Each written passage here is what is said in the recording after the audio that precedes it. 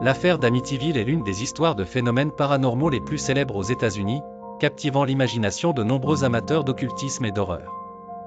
Tout a commencé dans la paisible ville d'Amityville, dans l'État de New York.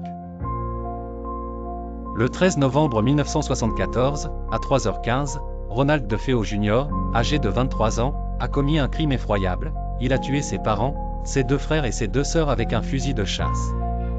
Les habitants du quartier ont été choqués par la brutalité de ses actes.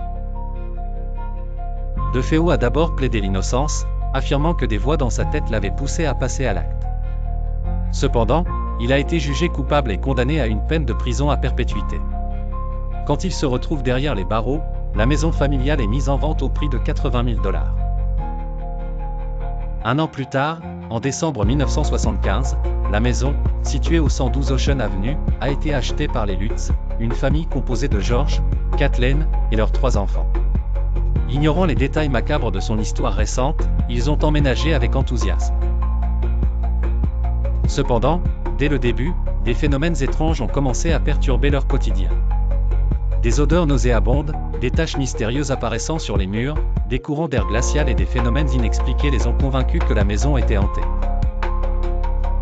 George Lutz, le père de famille, a particulièrement ressenti une présence maléfique. Des changements d'humeur inhabituels, des réveils à 3h15 du matin et des incidents inquiétants ont renforcé son inquiétude.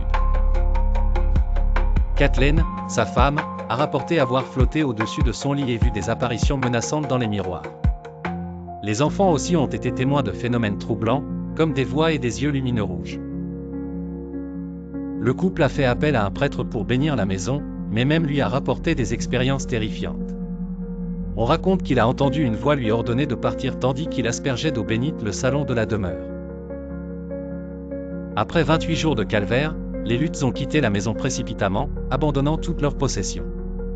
Ils se sont installés loin d'Amityville, affirmant avoir été poussés à bout par l'environnement oppressant de la maison.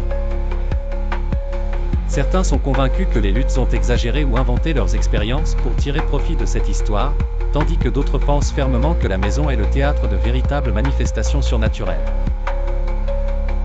L'implication de chercheurs en paranormal comme Ed et Lorraine Warren a aussi contribué à la titanesque notoriété de l'affaire.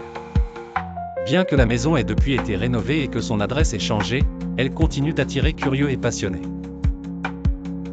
Quoi qu'il en soit, l'affaire Amityville demeure une légende moderne captivante, stimulant l'imagination et la peur autour d'une question essentielle. Que feriez-vous, vous, si vous ressentiez la présence du mal chez vous ?